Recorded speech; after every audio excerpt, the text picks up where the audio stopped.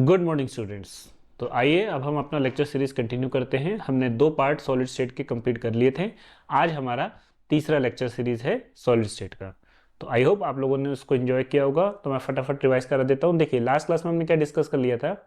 Last class में हमने types of crystal system discuss किए थे।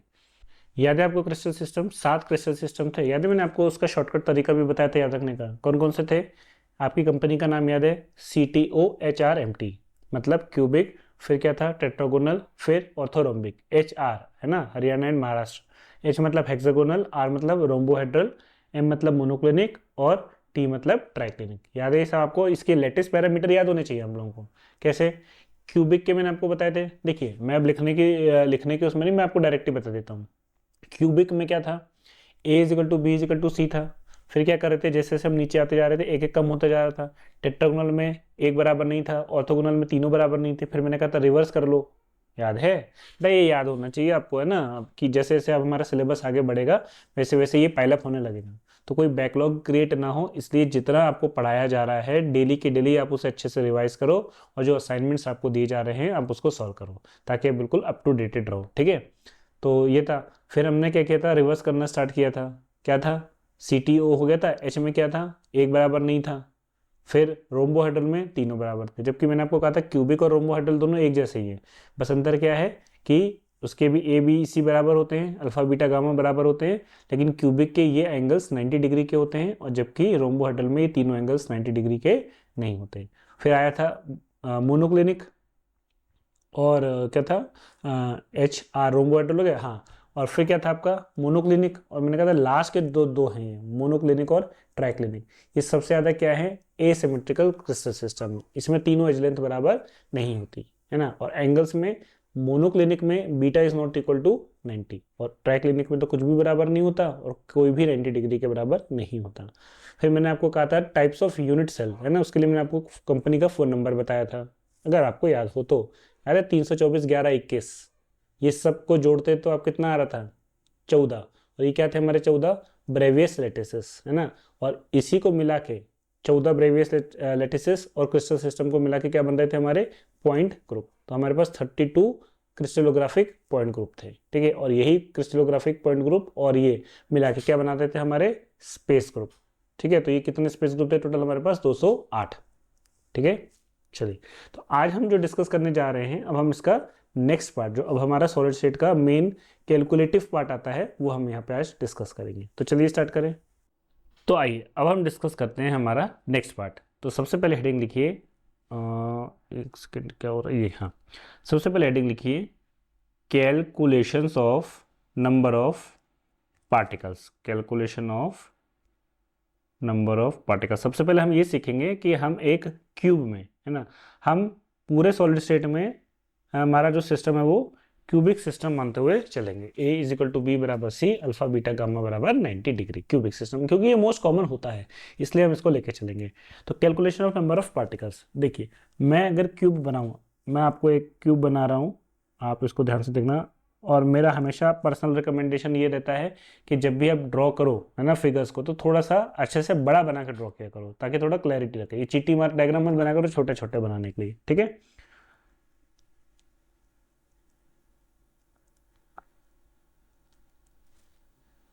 कोशिश करना एक परफेक्ट क्यूब बने। ठीक?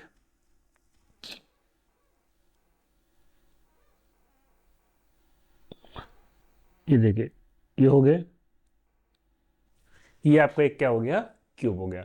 अब देखिए, इसमें हमें क्या क्या चीजें बेटा कैलकुलेट करनी है। तो सबसे पहले हमें कैलकुलेट करना है नंबर ऑफ कॉर्नर्स। क्या आप मुझे बता सकते हो एक क्यूब में कितने कॉर्नर्स होते हैं? अब देखो, वैसे तो एक डायग्राम में देखने का तरीका है ना, और कॉमनली हमको ये चीज़ें जनरली पता भी होती हैं, पर सबसे अच्छा तरीका है कि आप क्या करो कि जिस रूम में बैठे हो उसको एक परफेक्ट क्यूब मान लो। हो सकता है कि परफेक्ट क्यूब ना हो, आपका रूम के लेंथ पे थोड़े से अलग अलग हो, रेक्टेंगुलर हो, बट डोंट वरी, आप इसको क्या मान सकते हो? एक क्यूब मान सकते हो। अब मुझे ये बताओ, जिस रूम में आप बैठे हो, देखो मैं चाहूँ तो इसको एनिमेशन से भी आपको बता सकता हूँ, एक 3D डायग्राम बना के मैं आपको आसानी से बता सकता हूँ। अब लेकिन क्या है ना, मेरा लॉजिक ये है या मेरी सोच ये रहती है कि अगर आपको कोई 3D की चीज़ टू डायमेंशनल ऑब्जेक्ट जैसे कि ड्राइंग बना के या ये रूम देख के, जो कि एक 2D है बेसिकली, जब आप इसको पेपर में ड्रॉ करते हो, तो वो चीज़ अगर 3D की चीज़ अगर आपको 2D में समझ में आ रही है तो ये आपके ब्रेन में डीप इम्पैक्ट डालती है। 3D में देखा तो क्या होगा, आपको तुरंत समझ में भी आ जाएगा, पर भूलने के चांसेस भी उतने ज़्यादा हैं, है ना। तो कोशिश करो कि आप इसे 2D में समझ सको। मैं पूरी गारंटी लेता हूँ कि आपको पूरा का पूरा अच्छे से समझ में आ जाएगा। अब देखो बेटा, एग्जाम जहाँ होगा आपका, वो भी तो एक रूम में ही होगा, मैदान में तो होगा नहीं खुले, एक्सेप्ट बिहार। बिहार की बात अलग है ना, बिहार में मैदान में हो जाता है, ठीक है। तो वहां अगर अगर छोड़ दें तो भाई एग्जाम जहां होगा आपका, वो कहाँ होगा, रूम में ही तो बैठ के दोगे, मैदान में बैठ के तो दोगे नहीं। तो इसका मतलब जब भी आप एग्जाम होगा तो आप उस एग्जाम का जो हॉल है या उस एग्जाम का जो रूम है, उसको क्या मान लीजिए, उसको एक क्यूब मान लो। अब मुझे बताओ कि इस क्यूब में कितने कॉर्नर से दिख रहे हैं हमको। तो ऑब्वियसली अगर आप रूम को देखोगे तो ध्यान से, 1 2 3 4 5 6, बहुत बेसिक सी चीज़ है पर मैं आपको बिल्कुल बेसिक से ही समझा रहा हूँ। तो नंबर ऑफ कॉर्नर्स कितने होते हैं बेटा हमारे पास, नंबर ऑफ कॉर्नर्स होते हैं 8, ठीक। अब मैं अगर आपसे पूछूं नंबर ऑफ एजेस कितनी होती है, एज क्या होती है, दो कॉर्नर्स को आपस में जोड़ने वाली लाइन को एज कहते हैं। अब आप इस रूम में देखो और बता सकते हो कि कितनी एजेस होंगी। तो देखो, एक ये एज, 2 3 4, 4 ये हो गई। तो ये ऊपर की जो छत है बेसिकली, ये उसकी 4 लाइन्स हैं, 4 बाउंड्रीज हैं। तो 4 ऊपर होंगे तो 4 नीचे भी होंगे, तो 4 और 4 कितने हो गए, 8, और 9 10। अब मत बोलना कि सर 4 बगल में 4 आजू 4 बाजू, बेटा उसके लिए 2 कॉमन आपने गिन ली ना, 10 11 और 12, ठीक है। तो very important, number of edges कितनी होती हैं, 12। अब आप मुझे बता सकते हो नंबर ऑफ फेसेस कितने होते हैं, नंबर ऑफ फेसेस, कितने फेसेस होते हैं। फेस मतलब, फेस क्या होगा, जब दो एजेस इंटरसेक्ट करती हैं तो ये क्रिएट करती हैं फेस। जैसे कि आप देखो, ये और ये इंटरसेक्ट किया, तो ये जो ऊपर का फेस है ये वाला, ये क्या कहलाएगा, आपका फेस कहलाएगा। तो आप मुझे बता सकते हो कितने फेसेस होंगे इसमें।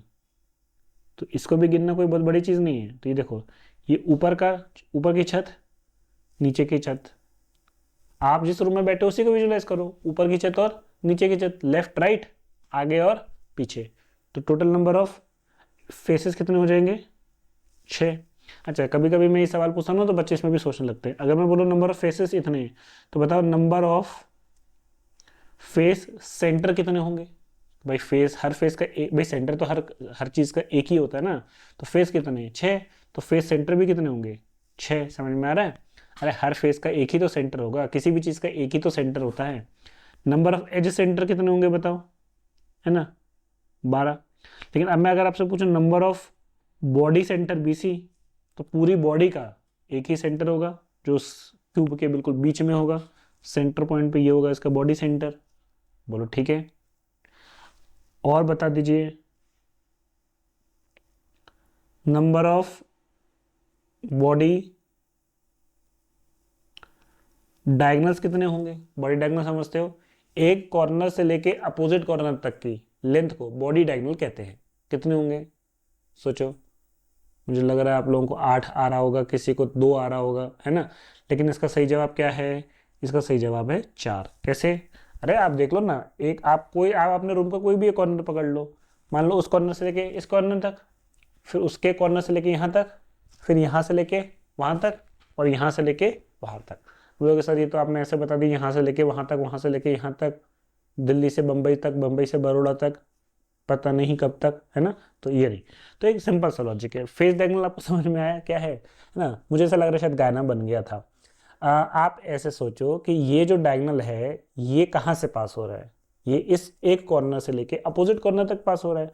मतलब इस बॉडी डायगोनल के लोग कितने कॉर्नर्स आ रहे हैं, 4 और 2 आ रहे हैं, ठीक है। और हमारे पूरे क्यूब में, यूनिट सेल में कितने कॉर्नर्स होते हैं, 8। तो नॉर्मली यूनिटरी मेथड लगाओ कि अगर एक बॉडी डायगोनल के लिए 2 कॉर्नर होते हैं तो 8 कॉर्नर के लिए कितने बॉडी डायगोनल होंगे। अरे यार 6 केला 12 रुपए का, तो एक केला कितने का पड़े होगे बचपन में यूनिटरी मेथड। तो भाई 2 कॉर्नर के लिए एक बॉडी डायगोनल आ रहा है, तो 8 कॉर्नर के लिए कितना आएगा, 4 आएगा। तो नंबर ऑफ बॉडी डायगोनल कितने हो जाएंगे? 4। अच्छा, अब मैं अगर आपसे पूछूं यहाँ पे थोड़ा सा इसको मैं अगर हटा दूं 2 मिनट के लिए ये चीज़, एक चीज़ और बताइए कि what is the length of face diagonal? Face diagonal की लंबाई कितनी होती है? क्या आप मुझे बता सकते हो? है ना, वैसे तो ये सब याद रखने वाली। फेस डायगोनल का मतलब कौन सी बात हो रही है? फेस का ये वाला, ठीक, इसे कहते हैं फेस डायगोनल। ये लेंथ कितनी होगी? तो मान लेते हैं कि इस क्यूब की एज लेंथ कितनी है? ए। तो ये बताओ कि ये लेंथ कितनी? ए। ये लेंथ कितनी? ए। और ये एंगल कितने का? 90 डिग्री का। क्यूब का हर एंगल कितना होता है? 90 डिग्री का। तो ये वाला जो है, ये वाला, इसको मैं अलग से करके बताऊंगा तब आपको समझ में आएगा ये चीज़। क्या आपको एक राइट एंगल ट्रायंगल बनती हुई दिखाई दे रही है? ठीक है, तो पाइथागोरस थ्योरम यहाँ लगा सकते हैं क्या? अगर ये एंगल बेटा आपका, ये वाला एंगल, ये वाला एंगल, देखो मैं बता रहा हूँ, ये वाला एंगल अगर आपका 90 डिग्री का है तो उसका जो अपोजिट साइड होगा वो कौन सा हो जाएगा? हाइपोटेन्यूज। और पाइथागोरस थ्योरम क्या कहती है? मैं यहाँ पे लिख के बता रहा हूँ आपको, h square is equal to p square plus b square. दोनों की एज लेंथ कितनी है? ए। तो ये लेंथ कितनी हो जाएगी बॉडी डायगोनल? ये तो निकालना है, a square plus a square, 2a square upon ये लेंथ हो गई, that is equal to h square. H is equal to क्या हो जाएगा? इस पूरे का रूट, और इसको क्या लिख सकते हैं? ए रूट 2। बोलो ठीक है। तो इसका मतलब length of the face diagonal कितनी हो गई? ए रूट 2। इसी तरीके से क्या आप मेरे को बॉडी डायगोनल की लेंथ बता सकते हो? तो बेटा बॉडी डायगोनल कौन सी होगी? मैंने कहा था थोड़ा सा क्यूब हमारा गड़बड़ा गया है, कोई बात नहीं। बॉडी डायगोनल मैंने कहा था ना, यहाँ से लेके यहाँ तक की लेंथ, ये लेंथ बॉडी डायगोनल होगी। मतलब एक कॉर्नर से लेके अपोजिट कॉर्नर तक की ये लेंथ आप मुझे बता सकते हो कितनी होगी? तो length of the body diagonal, तो बेटा ये होती है ए रूट 3। अब ये मैंने आपके पास छोड़ा कि आप इसे पता, देखो यहाँ पे भी आप सिंपल यूज कर सकते हो पाइथागोरस थ्योरम का लगा के। कैसे? वो आप ट्राई कीजिए, बहुत आसान है, बहुत ज़्यादा डिफिकल्ट नहीं है ये कैलकुलेट करना कि ये लेंथ ए रूट 3 कैसे होगी। ठीक है, आप इसमें भी प्रॉपर्टी यूज कर सकते हो राइट एंगल ट्रायंगल की। ठीक है, कोशिश कीजिए। ठीक है, तो ये मुझे बताना था। तो नंबर ऑफ क्या कॉर्नर्स कितने होते हैं? 8। नंबर ऑफ कॉर्नर्स कितने होते हैं? 8। Number of edges 12। Number of body diagonal 4। Edge centre 12। Face centre भी 6। नंबर ऑफ फेसेस भी 6। फेस डायगोनल की लेंथ ए रूट 2 और बॉडी डायगोनल की लेंथ ए रूट 3।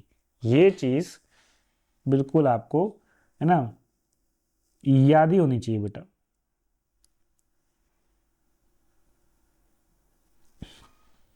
ये चीज़ पूरी आपको अच्छे से याद होनी चाहिए। ठीक, अब हम कैलकुलेट करते हैं। अब देखिए इसके लिए मेरे को एक अलग पेज ही लेना पड़ेगा, यहाँ पर नहीं होगा। नेक्स्ट हेडिंग लिखिए, contribution of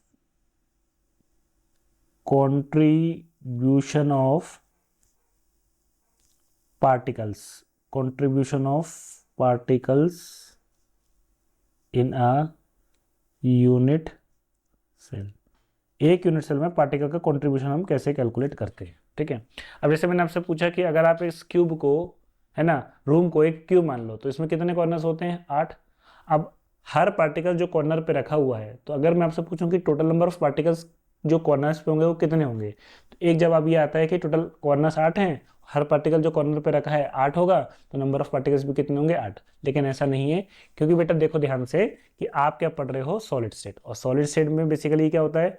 regular arrangement of the particle in 3D arrangement. अब 3 डायमेंशनल में पूरा का पूरा 3 डायमेंशनल होता है ना, एक अकेली यूनिट सेल तो होगी नहीं, उसके लेफ्ट में भी एक यूनिट सेल होगी, उसके राइट में भी होगी, उसके आगे भी होगी, उसके पीछे भी होगी, उसके ऊपर भी होगी, उसके नीचे भी होगी, और एक पूरा well ordered 3 dimensional regular arrangement होगा। तो आपको ये समझना पड़ेगा कि कितना कंट्रीब्यूशन एक पार्टिकल का होता है। तो वो मैं आपको डिराइव करके भी बता दूंगा और विजुलाइज करके भी बता दूंगा। ठीक है, तो वही क्यूब को अगर मैं यहाँ से एक्सपोर्ट कर लूँ, है ना, बार बार कौन बनाए, या चलो बना लेते हैं, बहुत ज़्यादा समय तो लगेगा नहीं। ठीक है, चलिए, तो मैं 2 क्यूब बना के बताऊंगा। पहले सिंपल मैं आपसे नॉर्मली जो पूछना चाहता हूँ वो ये, आप ये बना लो। ठीक है, बिल्कुल एक कोशिश करना परफेक्ट क्यूब बने। पेस्ट कर दिया, ये हो गया, ठीक है, कोई दिक्कत नहीं,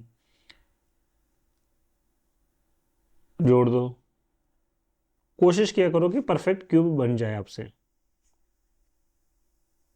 ओके, अब मुझे ये बता दो कि कॉर्नर पे रखा ये जो पार्टिकल है, ये क्या कंप्लीट एक पार्टिकल होगा?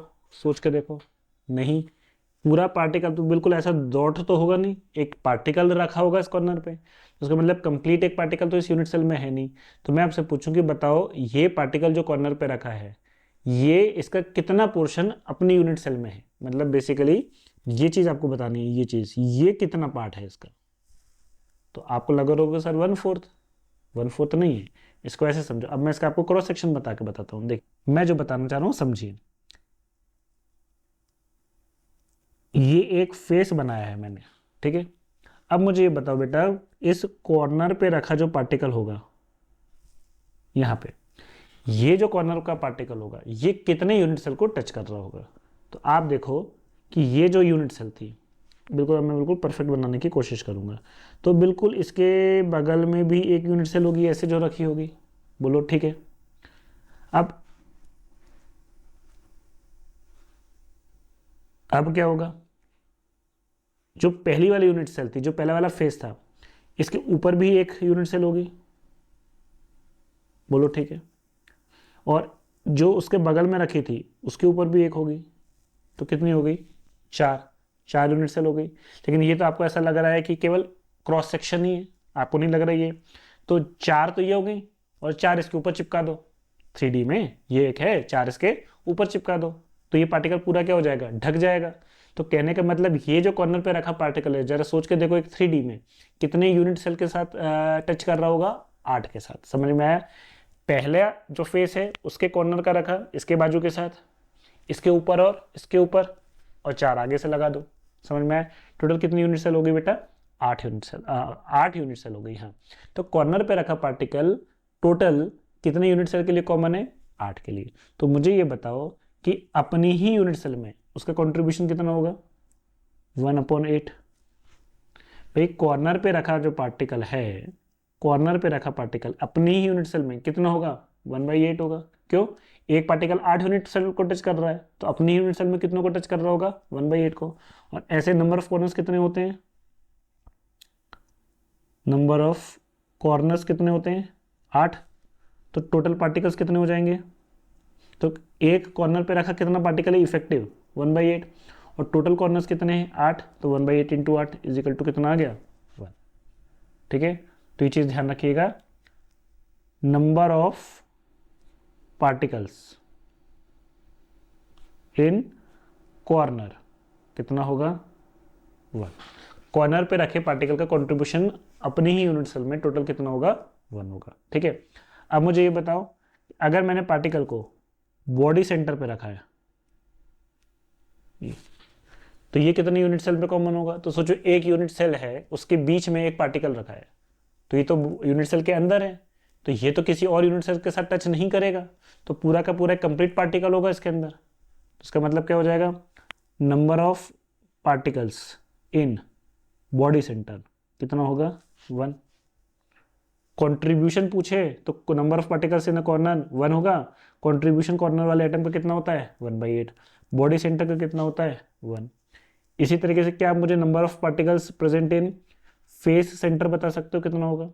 फेस सेंटर मतलब अगर कोई पार्टिकल यहाँ पे रखा है, फेस के सेंटर पे रखा है, तो सोचो कि अगर छत है आपकी, ये एक फेस है, छत के सेंटर पे अगर मैंने एक पार्टिकल रख दिया, तो ये कितनी यूनिट सेल के साथ टच करेगा 3D में?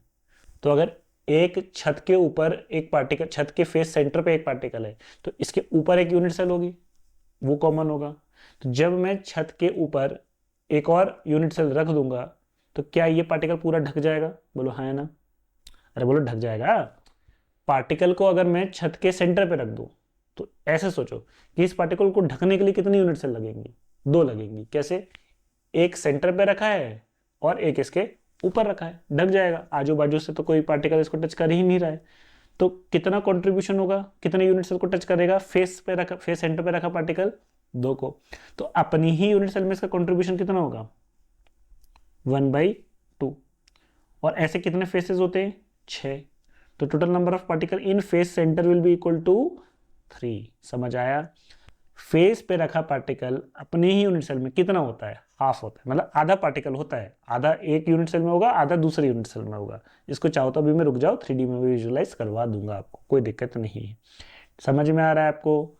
चलिए, तो number of particles in face centre कितने हो जाएंगे बेटा? 3। कॉन्ट्रीब्यूशन कितना हो जाएगा? 1/2। Number of particle present in edge centre, बताओ कितना होगा? एज सेंटर, एज सेंटर मतलब यहाँ पे एक पार्टिकल रखा है, एक एज के सेंटर पे रखा है। जो भी आपका रूम है उसकी जो लाइन है, एज है, उसके सेंटर पे एक पार्टिकल रखो। तो ये बताओ इस पार्टिकल को कंप्लीटली ढकने के लिए कितनी यूनिट से लगानी पड़ेंगी? सोच के देखो।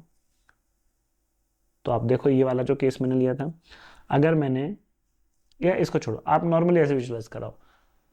आप जिस रूम में बैठे हो उसके किसी भी एक एज को पकड़ लो।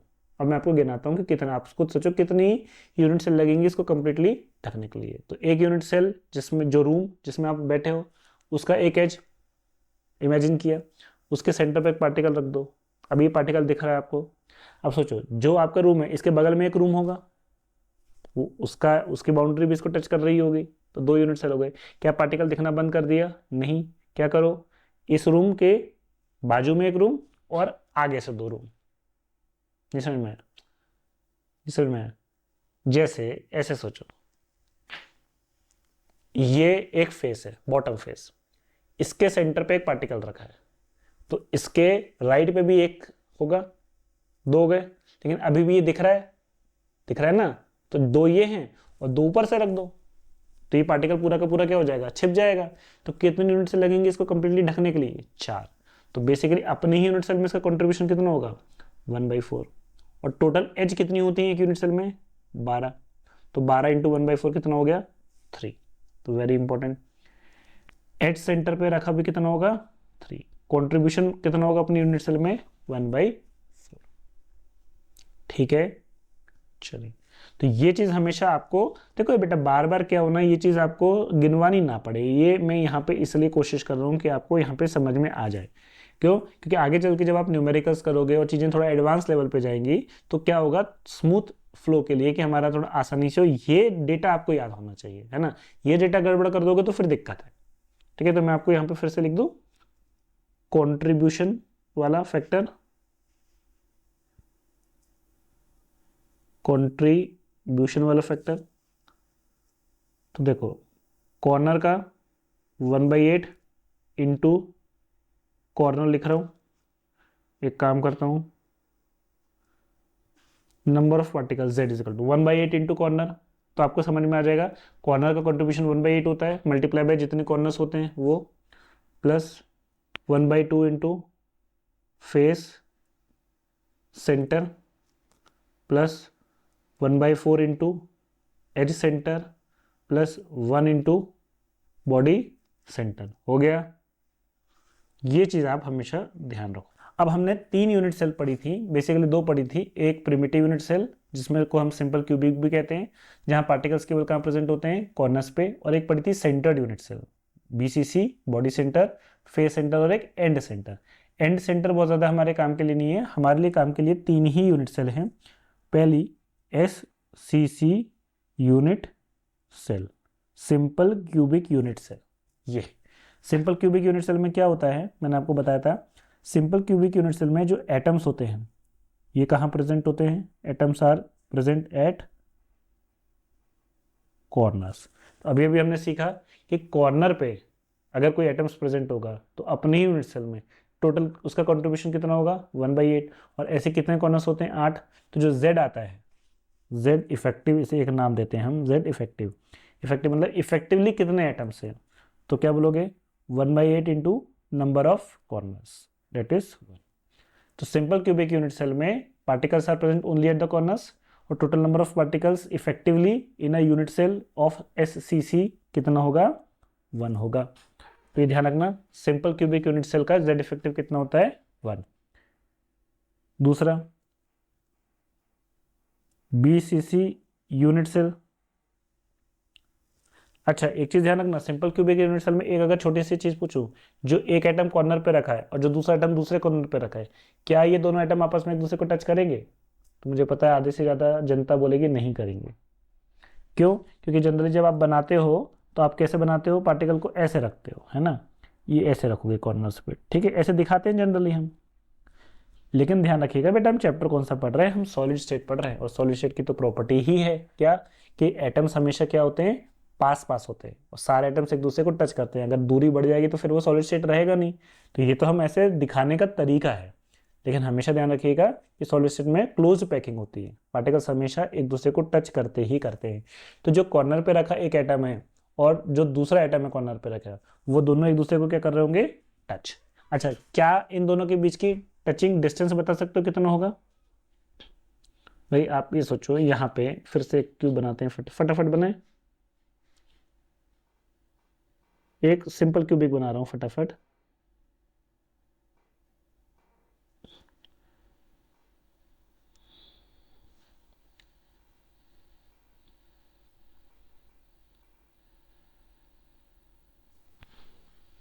अब बताओ क्या होगा, कुछ ऐसा होगा पार्टिकल,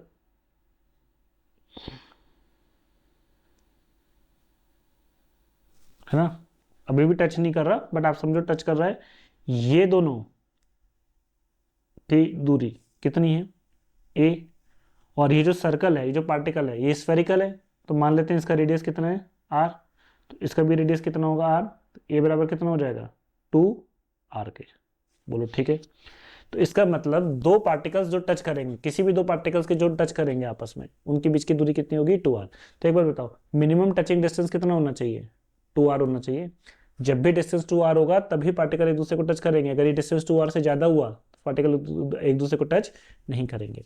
अब मुझे बताओ बीसीसी में क्या होता है, बीसीसी में पार्टिकल्स कहाँ कहाँ होते हैं, वेरी इंपॉर्टेंट, बीसीसी में पार्टिकल्स कॉर्नर पे तो होते ही होते हैं, साथ ही साथ कहाँ होते हैं, बॉडी सेंटर पर भी होते हैं, ठीक है। अब मुझे ये बताओ, पार्टिकल्स कहाँ कहाँ होंगे, कॉर्नर्स पे और एक बॉडी सेंटर पे। क्या, अब मुझे ये बताओ, जो कॉर्नर पे रखा एटम है और जो बॉडी के सेंटर पे रखा एटम है, एक दूसरे को टच कर रहा होगा, बिल्कुल हक कर रहा होगा। क्या इस कॉर्नर पे रखा एटम दूसरे कॉर्नर के एटम को टच कर रहा होगा, और बोलोगे सर बिल्कुल कर रहा होगा, और मैं कहूंगा बिल्कुल नहीं करेगा। ध्यान दो बेटा, टच करने की मिनिमम कंडीशन क्या है, 2r, याद है। कॉर्नर पे रखा एटम बॉडी सेंटर के एटम को तो टच करेगा, लेकिन जो एक एटम कॉर्नर पे रखा है वो दूसरे कॉर्नर के एटम को टच नहीं करेगा। अरे तुम खुद सोचो कि सिंपल क्यूबिक सेल में क्या था, सारे एटम्स कॉर्नर पे थे, एक दूसरे को टच कर रहे थे, और अब बीच के में एक पार्टिकल रख दिया, तो डेफिनेटली इन दोनों के बीच की दूरी क्या होगी, बढ़ जाएगी, तो एक दूसरे को टच नहीं करेंगे। लेकिन हर कॉर्नर का एटम बॉडी सेंटर पे रखे एटम को क्या करेगा, टच करेगा। समझ में आ रहा है? और नहीं आ रहा तो आप ये बताओ, ये देखो यहाँ पे, ये जो हमारा डायग्राम था, यहां से यहां तक की ये दूरी कितनी थी, कॉर्नर टू कॉर्नर, 2r बराबर a। अरे यही तो था, टचिंग डिस्टेंस ये था। और यहां से यहां ये दूरी आप बता सकते हो कितनी होगी, ये दूरी, क्या ये half of the body diagonal है? अरे अगर ये दोनों एक दूसरे को टच कर रहे हैं तो क्या है, half of the body diagonal. Half of the body diagonal कितना होता है, a√3/2। तो ये डिस्टेंस कितना हो गया, √3 कितना होता है, 1.7, और डिवाइड बाई 2 लगभग लगभग कितना आएगा, 0.8a। तो ये कितना आ रहा है, 0.8a, और ये कितना आ रहा है, a। तो कौन सी दूरी कम है, 0.8 दूरी कम है, तो डेफिनेटली जो कम दूरी पर होगा वो पहले टच करेगा। तो हमेशा ध्यान रखिएगा, कॉर्नर पे रखा एटम बॉडी सेंटर के पे रखा एटम को तो टच करता है, लेकिन कॉर्नर के एटम को टच नहीं करता। तो इंपॉर्टेंट चीज लिख लीजिए कि the corner atoms, all corner atoms, all corner atoms touches the atoms present in body center, but no two corners atom touches with each other। ठीक है, ये चीज समझ में आई। अब नंबर ऑफ पार्टिकल बता दो बेटा, z इफेक्टिव कितना होगा। तो अभी भी हमने सीखा था सिंपल क्यूबिक यूनिट सेल में कि जो कॉर्नर पे रखा पार्टिकल होता है वो कितने होता है टोटल, इट z इफेक्टिव कितना आता है, 1। तो इसके लिए भी वही चीज़ है, या तो आप ऐसे कर लो कि कॉर्नर पे रखे पार्टिकल का कॉन्ट्रीब्यूशन 1/8, नंबर ऑफ कॉर्नर्स, तो ये तो हम ऑलरेडी निकाल ही चुके हैं, तो ये तो आएगा ही आएगा। साथ ही साथ एक पूरा पार्टिकल बॉडी के सेंटर पे भी रखा हुआ है, वो किसी के साथ शेयर नहीं करता, तो एक बॉडी सेंटर पे भी पार्टिकल होगा, तो 1+1 तो कितना हो गया बेटा, ये 2 हो गया। तो जेड इफेक्टिव बीसीसी का कितना आता है, 2। ठीक है, अब इसी तरीके से 3, कौन सी यूनिट सेल, एफ सी सी यूनिट सेल। ठीक है, अब एफ सी सी यूनिट सेल में क्या होगा बताइए। एफ सी सी यूनिट सेल में पार्टिकल्स, पहले लिख देता हूँ, पार्टिकल्स कॉर्नर पे तो होता ही होता है, साथ ही साथ कहाँ होता है, फेस सेंटर पर भी होता है। अब फिर से वही सवाल, कॉर्नर पे रखा एटम फेस के सेंटर पे रखा एटम को तो टच करेगा। मैं इसका क्या करता हूँ, एक सिंपल एक फेस बनाता हूँ ताकि आपको थोड़ा सा अच्छे से क्लैरिटी आ जाए। ये एक फेस है क्यूब का, ये पार्टिकल एक कॉर्नर पे है, एक पार्टिकल ये कॉर्नर पे, हालांकि मैं दोनों को टच नहीं कर रहा है ना, लेकिन और एक कहाँ रखा है, फेस सेंटर पे रखा है। तो ये दूरी तो मैंने बताई थी कितनी होती, ए, और अगर ये दोनों एक दूसरे को टच कर रहे होंगे तो ये बराबर कितनी होनी चाहिए थी, 2r के। टचिंग डिस्टेंस हमेशा 2r है। और ये दोनों अगर एक दूसरे को टच करेंगे तो टचिंग डिस्टेंस तो अभी भी 2r है, लेकिन ये लेंथ कितनी है, ये दूरी कितनी है, half of the face diagonal. और half of the face diagonal कितना होता है, फेस डायगोनल की लेंथ कितनी होती है, अभी आपको बताया था a√2, और ये हाफ है इजिकल टू 2r। तो निकालोगे तो सॉरी, √2 कितना होता है, 1.4 डिवाइड बाई 2, 0.7, तो रफली कितना आ रहा है, 0.7 a, और ये दूरी तो a है 2r की। इसका मतलब यहाँ पर भी वही चीज़ है, फेस पे रखा, फेस सेंटर पे रखा पार्टिकल, मतलब कॉर्नर पे रखा पार्टिकल फेस सेंटर के एटम को तो टच करेगा, लेकिन कोई भी कॉर्नर्स के एटम आपस में एक दूसरे को टच नहीं करेंगे। तो इसमें भी हम वही लिखेंगे, no atoms, no atoms at corners touches each other and, बाकी आप लिख लो, and all other atoms at corner touches the atom at face center। तो क्या आप मुझे इसका z इफेक्टिव कैलकुलेट करके बता सकते हो। तो अभी भी हमने सीखा था कॉर्नर पे रखा, देखिए ये बात तो बिल्कुल अपने कंठस्थ कर लो, दिमाग में बिठा लो। कॉर्नर पे कभी भी पूछे कितने पार्टिकल, एक, फेस सेंटर पे कितना, 3, एज सेंटर पे कितना, 3, बॉडी सेंटर पे कितना, 1। तो कॉर्नर्स पे हैं तो 1, और फेस सेंटर हैं तो कितना, तो अभी हमने देखा था ना फेस सेंटर का कॉन्ट्रीब्यूशन कितना आया था, फेस सेंटर पे रखा कॉन्ट्रीब्यूशन कितना आया था, 3। क्यों, ये सब चीज़ें फिर से बता रहा हूँ क्योंकि अभी नया नया है। फेस पे रखा पार्टिकल अपनी यूनिट सेल में, उसका कॉन्ट्रीब्यूशन कितना होता है, हाफ। टोटल फेसेस कितने होते हैं, 6, 1/2 इंटू 6 कितना हो गया, 3। तो 1+3 कितना हो जाएगा, 4 हो जाएगा। तो ये डेटा बिल्कुल आपको याद हो बेटा, सिंपल क्यूबिक यूनिट सेल में जो जेड इफेक्टिव होता है वो कितना होता है, 1, बीसीसी में कितना होता है, 2, और एफसीसी में कितना होता है, 4। ये डेटा बेटा आपको बिल्कुल बहुत अच्छे से याद होना चाहिए, तब हमारा न्यूमेरिकल्स बिल्कुल स्मूथ लाइक का बटर चलेगा। समझ में आई चीज, आई होप यहां तक का पार्ट आपको क्लियर होगा। अब तो था बेटा, ये सारी चीजें मैंने अभी तक आपको क्या कर रही थी, थ्योरेटिकली समझाई थी, है ना, कि ये रूम में कॉर्नर्स होता है। अब मैं इसको आपको देखिए बिल्कुल 2D में ही विजुलाइज करके बताता हूँ। अभी तो सिर्फ आपको मैंने थ्योरेटिकली समझाई कि इतने कॉर्नर्स होते हैं, अगर ऐसे, मतलब आप इमेजिन करो कि इस कॉर्नर को कितने एटम शेयर कर रहे होंगे, इसको ढकने के लिए कितनी यूनिट सेल की आवश्यकता पड़ेगी, ये सब चीज़ें आपने थ्योरेटिकली समझी थी। अब देखो, चाहूँ तो मैं 3D में आपको समझा दूँ, कोई दिक्कत नहीं है एनिमेशन के थ्रू, बट है ना, मेरे को पर्सनली ज़्यादा अच्छा लगता है कि अगर आप इसको खुद, मतलब खुद से विजुलाइज कर पाओ उस चीज़ को, डेट इज मोर इम्पोर्टेंट। तो क्या करेंगे बच्चों, आप एक बड़ी यूनिट सेल बनाना, प्लीज़ पेज की कंजूसी मत करना, ठीक है। एक पेज आपका चला भी जाएगा तो कोई नहीं, आपको समझ में अच्छे से आएगा। एक बड़ी यूनिट सेल बनाने की हम कोशिश करेंगे, ठीक है। तो मैं कोशिश करता हूँ एक बड़ी यूनिट सेल बनाने की। तो पहले आप मुझे देख लो, थोड़ा एक बड़ी ही यूनिट सेल, पूरे एक पेज की मैं एक यूनिट सेल बनाऊंगा, ठीक है। और ये रहा, इसी को पेस्ट कर देता हूँ। अब आपको, मुझे पता है थोड़ी सी मेहनत बढ़ जाएगी, क्यों, एक सेकेंड उसका वो देख लो, मेरा सब जगह से बराबर होना चाहिए, तब तो मजा आएगा, ठीक।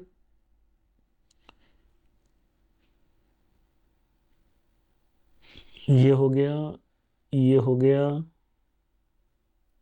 ये ठीक है, ये एक बड़ी यूनिट सेल है, इसको थोड़ा सा और बड़ा करना है मुझको, है ना, तब ज़्यादा मज़ा आएगा। ये देखिए, ठीक, अब ज़्यादा अच्छा। ठीक है, क्यूब दिख रहा है आपको फुल पेज का? एक सेकंड में चेक करो, हाँ, थोड़ा सा आपको दिख नहीं रहा होगा, जूम इन कर देता हूँ, एक सेकेंड। ठीक है, मैं भी आ जाता हूँ ना, एक सेकंड में अपने आप को भी छोटा कर देता हूँ। ठीक है, दिख रही है? अब क्या करना है हमको, इस यूनिट सेल को 8 भागों में डिवाइड करना है बराबर। कैसे करेंगे? तो देखिए करने का तरीका, 8 भागों में कैसे डिवाइड करेंगे, तो आप ऐसा एक प्लेन इमेजिन करो कि जो ऊपर की छत से नीचे की छत तक आ रहा है। मतलब देखो, ऐसे समझो, इसको मुझे 8 भाग में डिवाइड करना है, तो कैसे करूंगा, एक ऐसे कट कर दो, मतलब एक प्लेन ऐसे पास करो जो इस क्यूब को, भाई आपके पास एक बॉक्स है, इसको आपको डिवाइड करना है, तो क्या करो, ऊपर से काट दो, तो ये बॉक्स कितने में डिवाइड हो जाएगा, 2 में। फिर ऐसे काट दो, कितने में हो जाएगा, 4 में। और फिर ऐसे काट दो, कितने में हो जाएगा, 8 में। तो यही कर रहे हैं। तो देखिए ध्यान से देखना कर क्या रहा हूँ मैं। पहले यहाँ पे और यहाँ पे सेंटर टू सेंटर मिलाया, इसका सेंटर टू सेंटर मिलाया। अब देखो ये जो लाइन है,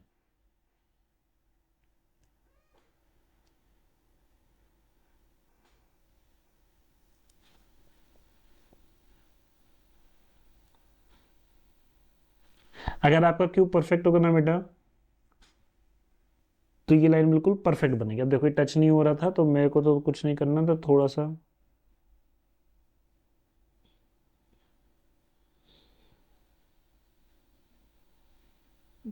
थोड़ी सी गड़बड़ हो गई, इसलिए मैंने कहा था परफेक्ट क्यूब होता तो क्या करता, टच करता।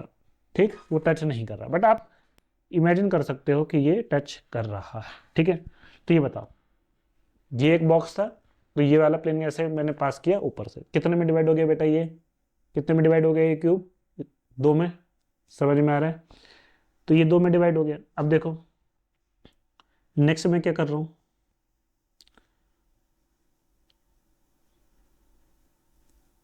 ऊपर वाले का, इसका जो सेंटर है, या ऐसे समझो इसका सेंटर ये है, इसका सेंटर कुछ ये होगा। ठीक है,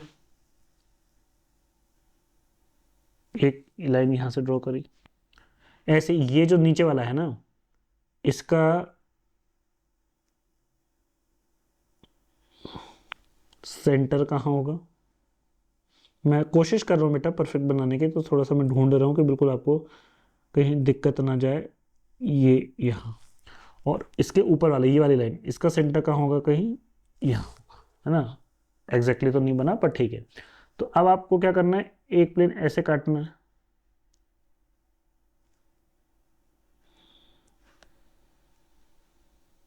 ठीक,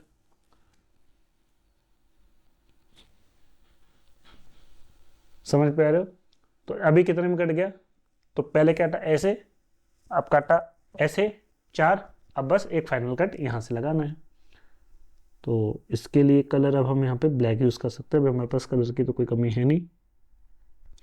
तो अगेन मैं बिल्कुल सेंटर ढूंढने की कोशिश कर रहा हूँ इसका, इस पूरे का जो सेंटर होगा कहीं यहाँ आना चाहिए, इस पूरे का सेंटर कहीं यहाँ आना चाहिए, इन दोनों को जोड़ दिया।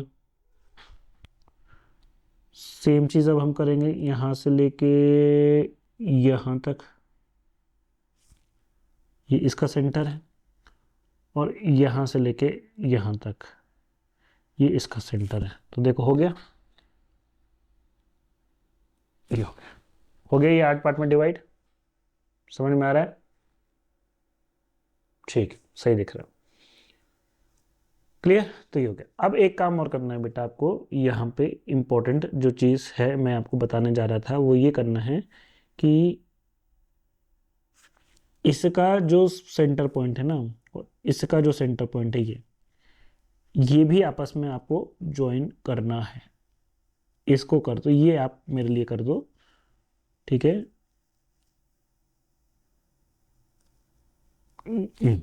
ठीक, ये, और ऐसे ही what you have to do, यहां से इसके पॉइंट से इसके पॉइंट तक, ये पॉइंट, ठीक, ये हो गया। थोड़ा सा लाइन बेटर टेढ़ी हो गई थी तो वो हाथ हिल जाता है मेरा ऐसे, है ना, तो ये यहाँ से हम लोग हिला दिया, हो गया। और तो इसको थोड़ा सा आप चाहो तो ऐसे कर लो, कोई दिक्कत नहीं है पार्टिकल, ताकि आपको ये ना लगे कि इधर उधर हो रहा है, पार्टिकल ये है। और अब क्या करो, what you will do, you do one thing, इसको यहाँ से ऐसे जोड़ दो, ये हो गया आपका एक बड़ा क्यूब।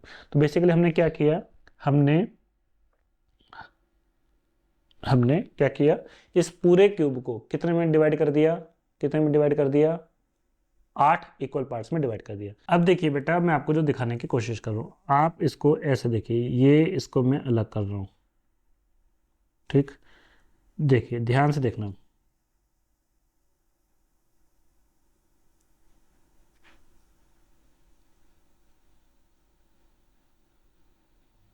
देखा, आप बस वो देखो जो मैं आपको दिखाने की कोशिश कर रहा हूं, आपको खुद समझ में आ जाएगा मैं क्या कर रहा हूं, ठीक।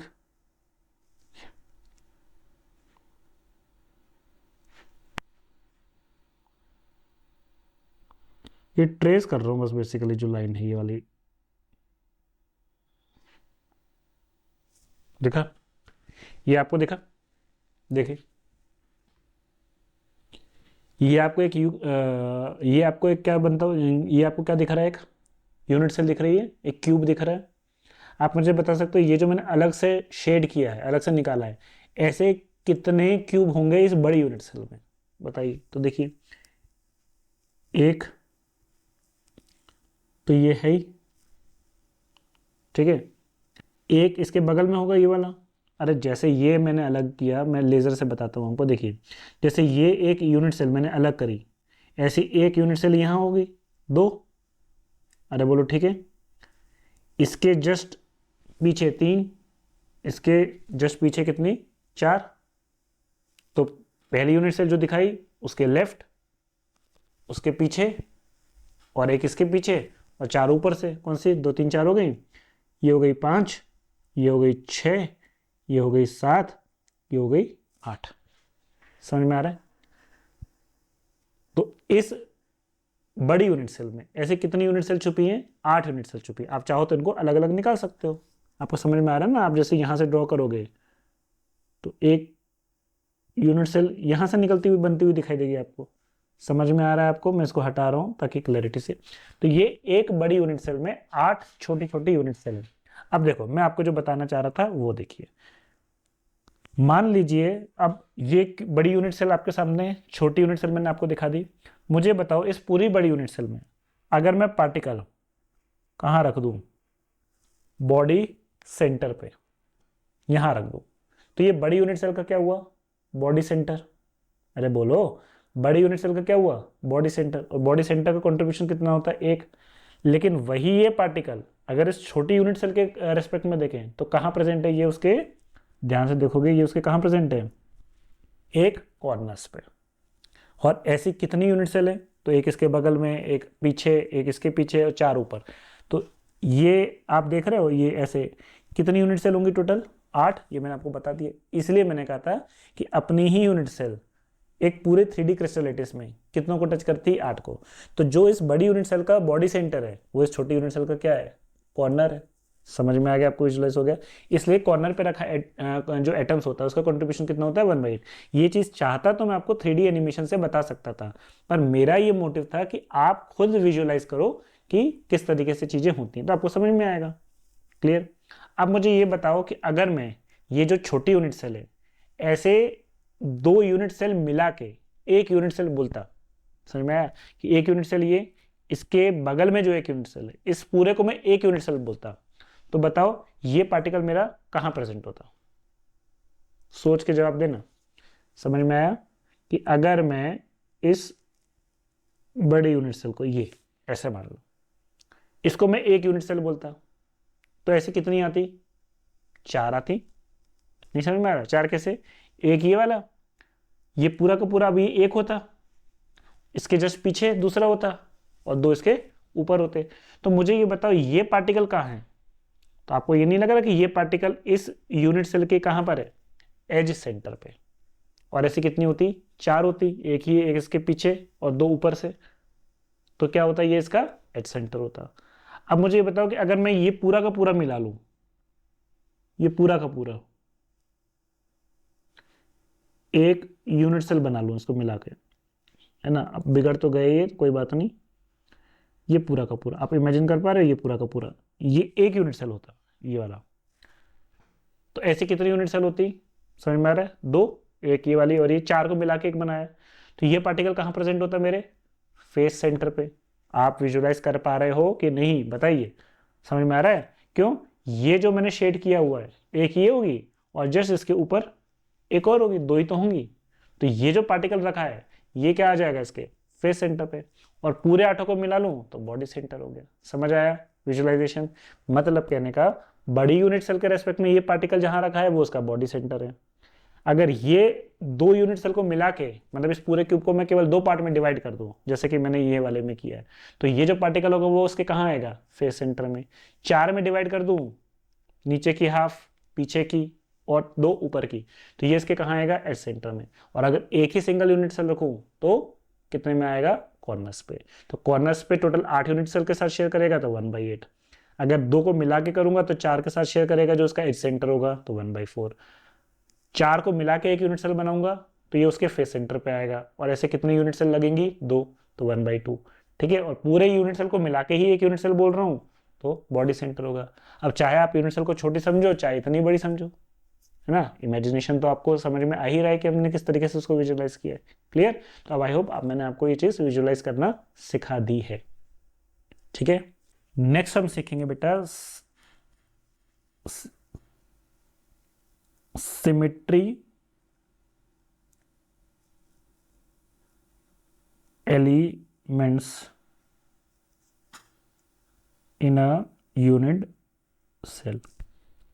एक यूनिट सेल में कितने सिमेट्री एलिमेंट्स होते हैं, ठीक है, तो ये भी जानना आपको बहुत जरूरी है। सबसे पहले अगर हम बात करें प्लेन ऑफ सिमेट्री की, क्या आपको पता है प्लेन ऑफ सिमेट्री क्या होता है, क्या आपको पता है प्लेन ऑफ सिमेट्री क्या होता है। तो बेटा प्लेन ऑफ सिमेट्री क्या होता है, प्लेन ऑफ सिमेट्री मतलब एक ऐसा प्लेन जो मॉलिक्यूल को क्या करे, 2 इक्वल भाग में डिवाइड कर दे, वो कहलाता है प्लेन ऑफ सिमेट्री। तो क्या आप मुझे बता सकते हो कि क्यूब में कितनी प्लेन ऑफ सिमेट्री होंगी, ठीक है, बता सकते हो। तो देखो पहले विजुअलाइज करने का तरीका, ये एक क्यूब है, इसको एक ऐसे प्लेन से अगर मैं काट दूं तो 2 इक्वल पार्ट में डिवाइड हो जाएगा, इसे कहते हैं वर्टिकल प्लेन ऑफ सिमेट्री। ऐसी कितनी होंगी, ऐसे कितने प्लेन्स होंगे, 3 होंगे। कैसे, एक ऐसे काटा, एक ऐसे काटा और एक ऐसे काटा, तो 3 वर्टिकल प्लेन ऑफ सिमेट्री होंगी। मतलब मैं कौन से प्लेन की बात कर रहा हूँ, तो याद है अभी मैंने जो बड़ा यूनिट सेल बनाया था उसको भी मैंने 3 पार्ट में डिवाइड किया था, एक ऊपर से काट के, एक हॉरिजॉन्टली काट के और एक वर्टिकली काट के। तो मैं फिर से अगर यहाँ पे ड्रॉ करूँ, अब मैं थोड़ा छोटा ही कर रहा हूँ कि अब मुझे आपको पता है कि क्रक्स आपको समझ में आ गया होगा कि क्या है।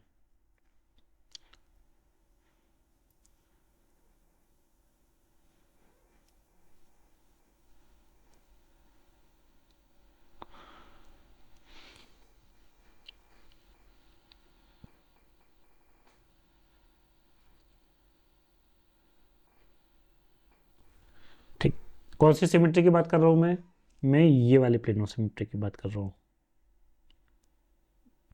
ये वाले प्लेन ऑफ सिमेट्री में।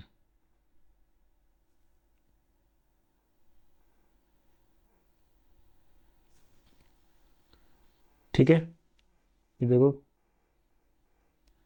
मैं शेड भी कर रहा हूँ। अगर मैं ये वाला प्लेन पास करूंगा तो आप खुद बताओ, काट देगा बिल्कुल बीच से 2 पार्ट में। ऐसे कितने प्लेन होंगे,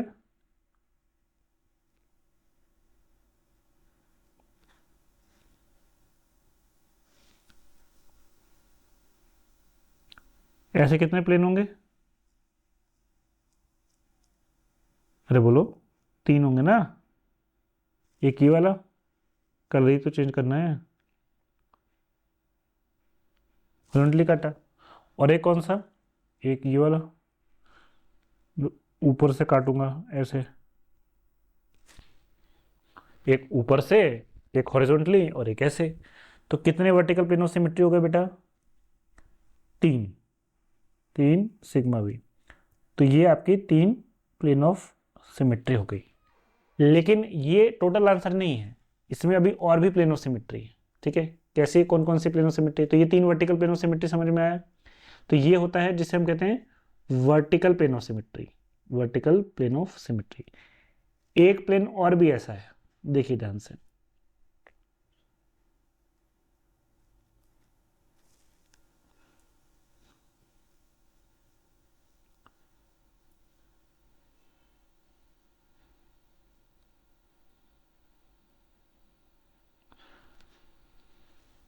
देखिएगा, मैं एक प्लेन आपको और दिखाता हूँ इसमें।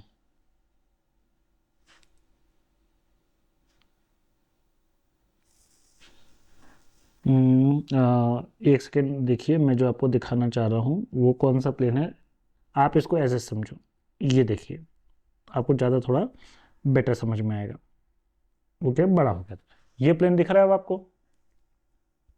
अब तो दिख रहा होगा यार, अब ऐसे मत बोलना कि नहीं दिख रहा। ये प्लेन के, तो उसको थोड़ा सा अच्छे से कर लेते, पहले बात तो थोड़ा हौच पौच हो गया था।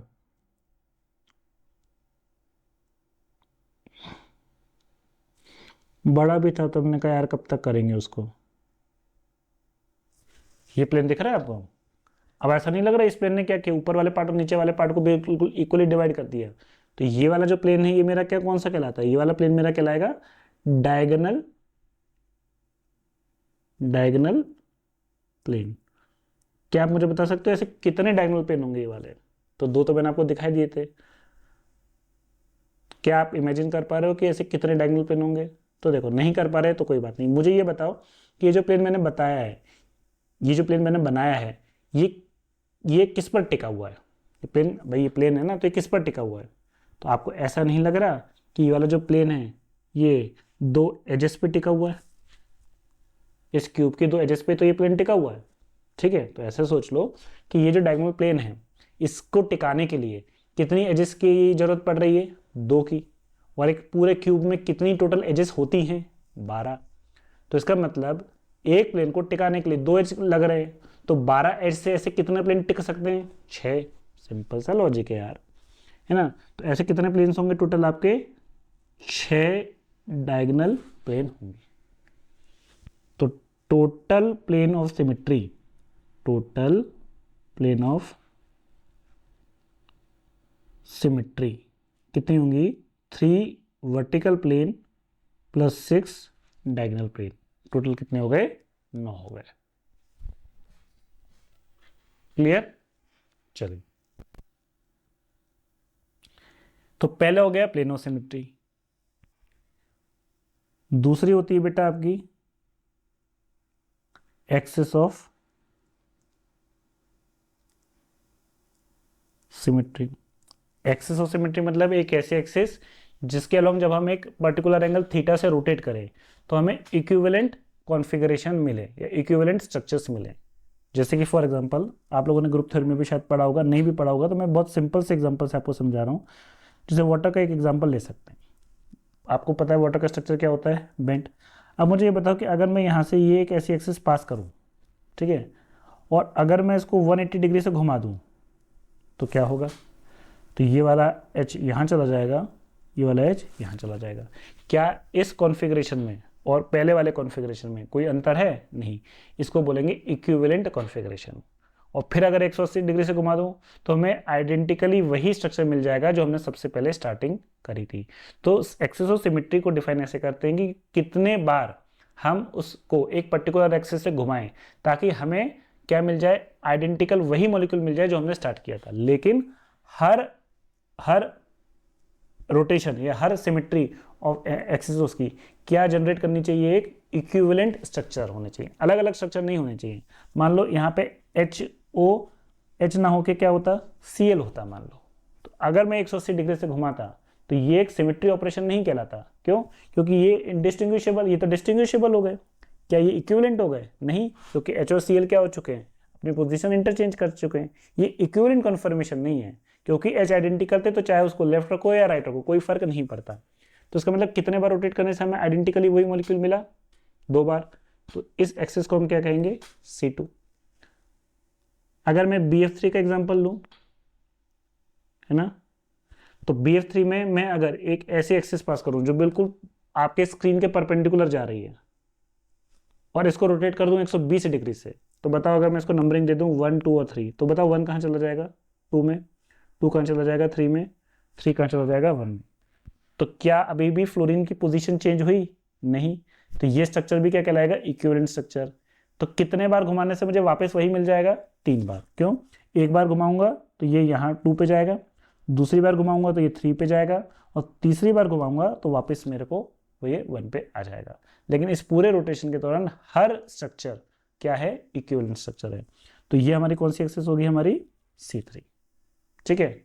90 डिग्री से घुमाने पर कितने, 90 डिग्री से घुमाया अगर मान लो तो कितने बार घुमाने से हमें सेम कॉन्फर्मेशन मिलेगा? 4 बार। तो C4, इसी तरीके से C5, इसी तरीके से C6। क्लियर है ये चीज? तो आइए अब हम ये देखते हैं कि क्यूब में कौन कौन सी सिमेट्री एक्सेस प्रेजेंट हो सकती हैं। ठीक है, चलिए मैं बनाने की कोशिश करता हूं। ठीक है, अब देखिए, इमेजिन कीजिए ये वाली एक्सेस जो पास हो रही है कहां से? आप जो रूम में बैठे हो ना, तो ऊपर की जो छत है आपकी, उसके सेंटर से एक ऐसी एक्सेस पास करी तो कहां से जाके पास हो गई ये? नीचे का जो आपका ग्राउंड फ्लोर है, मतलब जो आपका जमीन है, उसके सेंटर से। तो इस एक्सेस के अलावा अगर मान लीजिए मैंने कितने डिग्री से घुमा दिया? 90 डिग्री से। तो देखिए मैं आपको बोल रहा हूं, आप इमेजिन कीजिए ये वाला फेस, आप इमेजिन कीजिए ये वाला फेस, फ्रंट फेस, इसको इमेजिन करो। ठीक है, और ये वाली एक्सिस से अगर मैं 90 डिग्री घुमा दूं तो बताओ ये वाला फेस कहाँ चला जाएगा? क्या आपको नहीं लगता कि ये वाला फेस यहाँ चला जाएगा? और आपको लगेगा कि ये तो दो अलग अलग है। नहीं बेटा, क्यूब के हर एंगल 90 डिग्री होते हैं। तो जब आप इसको घुमाओगे तो बेसिकली जो फ्रंट फेस है वो कहाँ चला जाएगा? जो अभी जिस रूम में आप बैठे हो, जिस उसको अगर आप एक फेस मान रहे हो, तो वो कहाँ चला जाएगा? बगल वाले फेस पे, बगल वाला आपके पीछे वाले फेस पे, पीछे वाला आपके राइट वाले फेस पे, ऐसे ही होगा। तो ये भी मेरा क्या है? एक इक्विवेलेंट रोटेशन है। और ऐसा कितने बार रोटेट करने पे ये फेस वापस यहीं पर आ जाएगा? 4 बार। पहला करोगे तो यहाँ जाएगा, दूसरा करोगे तो आपके पीछे जाएगा, तीसरा करोगे तो आपके राइट में जाएगा, चौथा करोगे तो वापस यहाँ पर आ जाएगा। तो ये भी मेरी क्या हो गई? एक सिमेट्री एक्सिस हो गई। तो कौन सी एक्सिस होगी ये? C4। बोलो, ठीक है, ये कौन सी एक्सिस होगी? मेरी C4। क्या आप मुझे बता सकते हो ऐसी कितनी C4 एक्सिस होंगी? तो बेटा एक आपने ऊपर से नीचे पास करी थी, एक आप एक्सिस ये वाली पास कर सकते हो, ये भी एक C4 है, और एक स्क्रीन, जो आपकी स्क्रीन है ना, उसके परपेंडिकुलर एक्सिस, मतलब आगे से पीछे की तरफ। तो ऐसी कितनी एक्सिस हो जाएंगी आपकी? 3 एक्सिस हो जाएंगी। समझ में आया? आई होप आपको समझ में आया होगा। तो टोटल C4 एक्सिस कितनी है हमारे पास? 3 है। 3 C4 एक्सिस होती है। क्या केवल यही है? नहीं,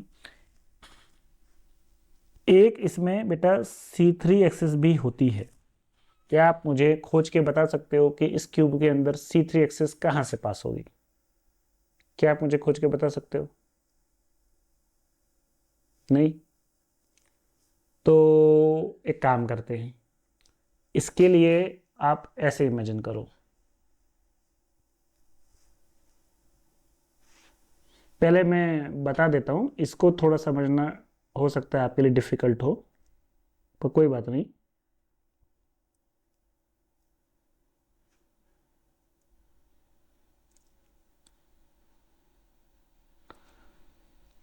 कोशिश करते हैं।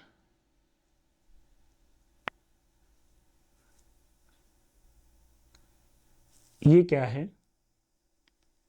बेटा? ये भी एक क्यूब ही है, बस थोड़ा सा क्या किया है? टिल्ट कर दिया, टेढ़ा कर दिया, क्यूब को टेढ़ा कर दिया। क्या आप मुझे बता सकते हो बेसिकली ये मैंने कितने एंगल से घुमा दिया है इसको? तो क्या आपको नहीं लगता कि ये जो एंगल मैंने घुमाया है, ये वाला एंगल मोर और लेस 120 डिग्री का है? तो 90 डिग्री से घुमाता तो ऐसे ऐसे ऐसे चलता। अब मैंने क्या किया है? 90 डिग्री से घुमा के थोड़ा सा मतलब 90 डिग्री घुमाया ऐसे, और फिर थोड़ा सा क्या कर दिया? इसको टिल्ट कर दिया। तो ये एंगल कितने का बना दिया मैंने, 120 डिग्री का। अब देखिए जो मैं आपको बताना चाह रहा था कि मैं अगर यहाँ से ये वाली एक्सिस पास करूँ, बनाया ऐसे, तो आपको क्या नहीं लग रहा कि ये आकृति एक हेक्सागन की बनती हुई दिखाई दे रही है? बोलिए, ये एक हेक्सागन है और ये मैंने क्या पास किया, कौन सी एक्सिस पास करी है, हेक्सागन के कॉर्नर से। भाई ये हेक्सागन का कॉर्नर है, हेक्सागन नहीं है बेटा, ये है तो क्यूब, लेकिन आपको ये बिल्कुल लग रहा है ना कि ये क्या है, एक हेक्सागन है। अगर मैं इसको अलग से ही बनाता हेक्सागन को तो कुछ ऐसे बनता, बोलो, कुछ ऐसे ही तो बनता। अब इसको मैं अगर आप ही के सामने, ये इसका सेंटर है, देखिए मैं आपको जो बताना चाह रहा हूं वो ये है। अब आप इमेजिन करो इस चीज को, तो मैंने कौन सी एक्सिस पास करी है, मैंने ये वाली एक्सिस पास करी है। तो मुझे बताओ हेक्सागन का ये वाला जो फेस है, ये वाला फेस, इसको अगर मैं विजुलाइज करता हूँ सिर्फ ये वाले फेस को, और इस एक्सिस के अलोंग अगर मैंने 120 डिग्री से घुमा दिया तो ये वाला फेस कहाँ आएगा? तो भाई आपको पता है ये 6 इक्विलेटरल ट्रायंगल बन गए, तो 120 डिग्री से घुमाऊंगा तो ये एंगल कितने का होता है, एक ट्रायंगल का ये जो एंगल होगा ये कितने का होगा, ये वाला एंगल कितने का होगा, 60 डिग्री का। तो 120 डिग्री से घुमाओगे तो कहाँ आ जाएगा, ये शायद यहाँ आ जाएगा, बोलो 60 डिग्री, बोलो सॉरी 120 डिग्री से घुमाओगे तो कहाँ जाएगा, यहाँ। फिर 120 डिग्री से घुमाया तो कहाँ जाएगा, यहाँ पे आ जाएगा, बोलो, ये इक्विवेलेंट है। और फिर वापस घुमाया तो कहाँ से आ जाएगा, वापस जहाँ पे आपने इनिशियली शेड किया था। तो कहने का मतलब कितने बार घुमाने से मुझे आइडेंटिकली वही फेस मिल गया जहाँ से मैंने स्टार्ट किया था, 3 बार। तो ये कौन सी एक्सिस होगी मेरी, ये मेरी होगी आपकी C3 एक्सिस। अब बस पॉइंट ये है कि ऐसी कितनी एक्सिस होंगी, क्या आप मुझे बता सकते हो? तो बेसिकली अब बहुत सिंपल सा लॉजिक है, ये जो एक्सिस पास हो रही है ये कहाँ से पास हो रही है, ये कितनों को कंटेन करी है, 2 कॉर्नर एटम को। तो इसका मतलब ये इस एक्सिस के लिए कितने कॉर्नर लगे, 2। तो ऐसे हमारे क्यूब में कितने कॉर्नर्स होते हैं, 8। तो इसका मतलब 2 कॉर्नर के लिए ये एक्सिस लग रही है, तो 8 कॉर्नर के लिए ऐसी कितनी एक्सिस कंटेन करेंगी, 4। तो इसका मतलब टोटल कितनी C3 एक्सिस होंगी आपके पास, 4। वापस हम यहाँ पर अपडेट कर देते हैं इसको, C4 एक्सिस होती हैं 3 और C3 एक्सिस कितनी होती हैं, 4। अब केवल ऐसा नहीं कि इसमें C3 एक्सिस ही होती है बेटा, इसमें एक C2 एक्सिस भी होती है। क्या आप मुझे बता सकते हो इसमें C2 एक्सिस कौन सी है? तो इसी को जो मैंने यहां ड्रॉ किया था, उसी को मैं अगर दोबारा ड्रॉ करता हूं, सेम उसी को। अब आप ध्यान से देखना बेटा,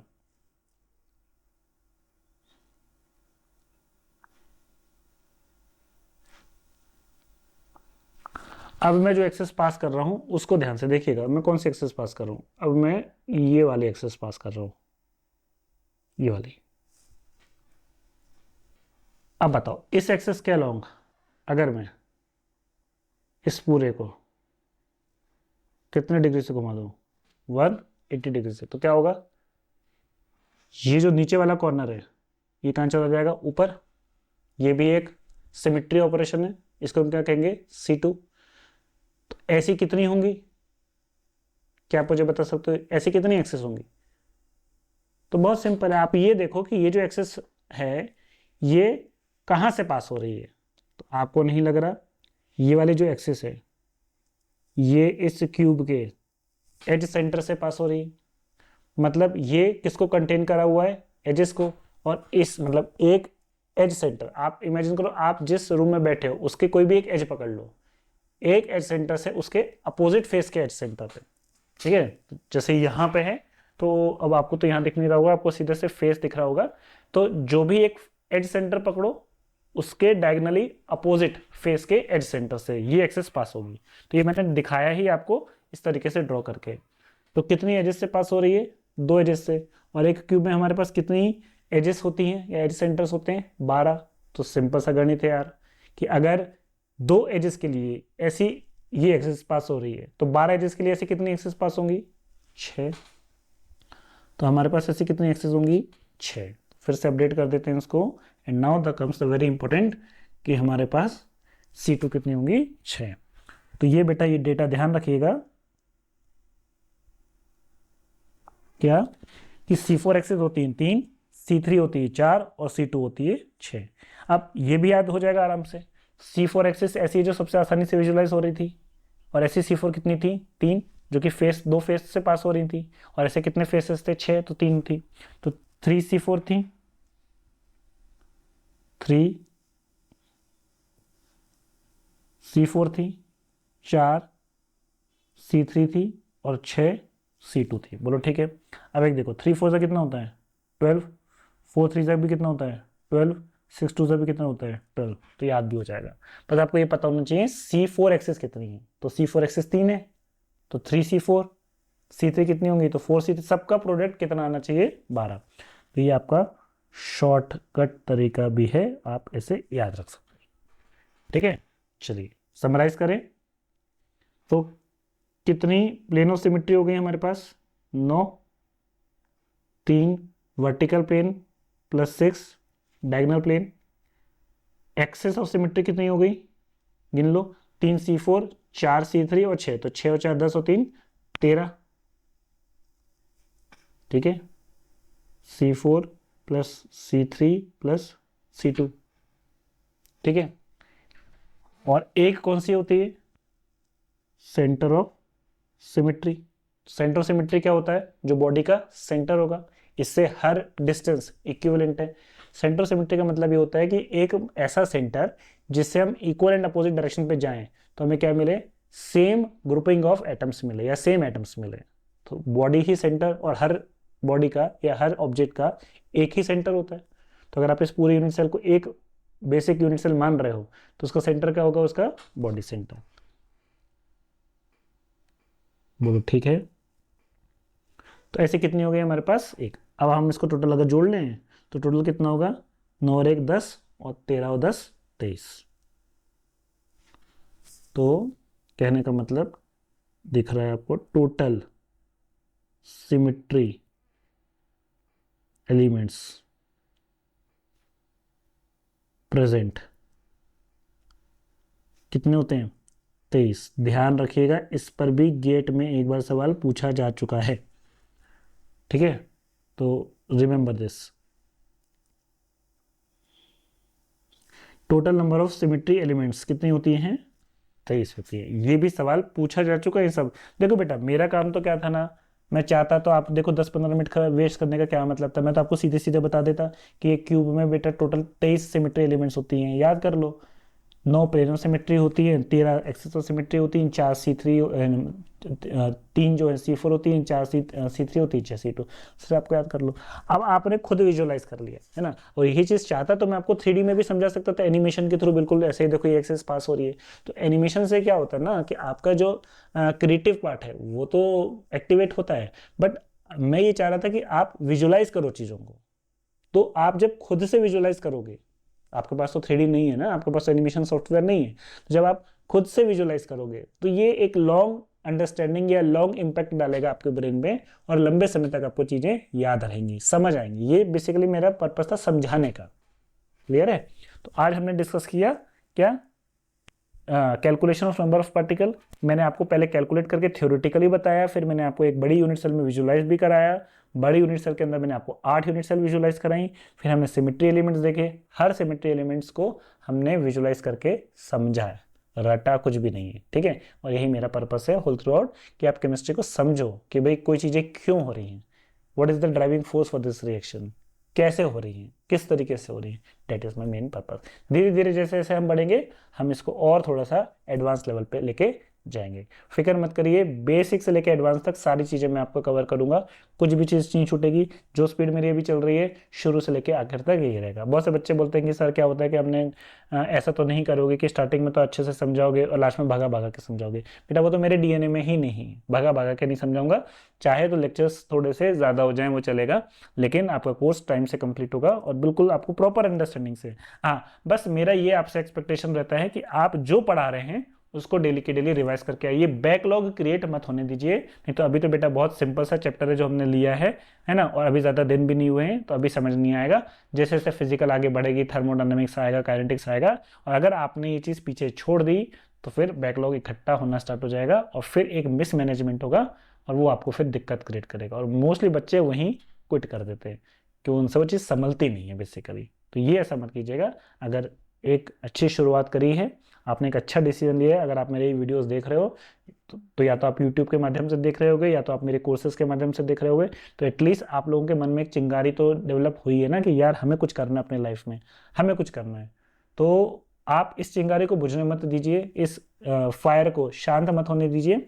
बस 6 मंथ दे दो अपने लाइफ के अच्छे से प्रिपरेशन करने के लिए, चाहे आप IIT JAM का कर रहे हो, चाहे आप MPPSC का कर रहे हो, चाहे आप नेट का कर रहे हो। ठीक है, B with us.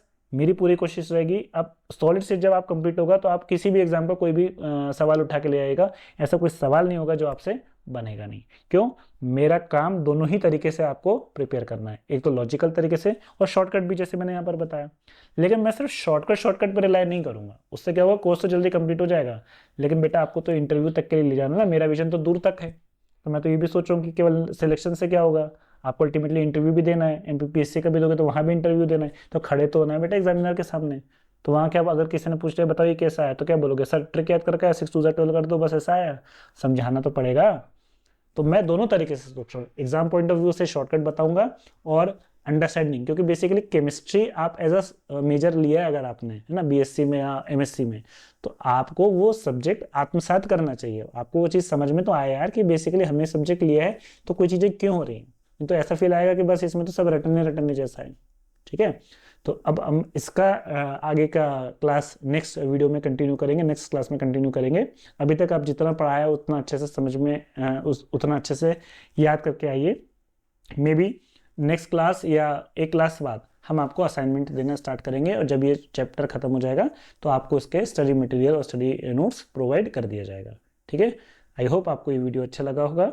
Till then good bye, पढ़ के आइएगा। अभी तो मैं स्ट्रिक्ट नहीं हूँ, लेकिन आगे चल के जैसे होगा, अगर आप असाइनमेंट करके नहीं आओगे तो मैं बहुत ही ज़्यादा आपके साथ स्ट्रिक्ट होने वाला हूँ, फिर आप मेरे से डांट भी खा लोगे। ठीक है, तो मिलते हैं अगले क्लास में। Till then good bye.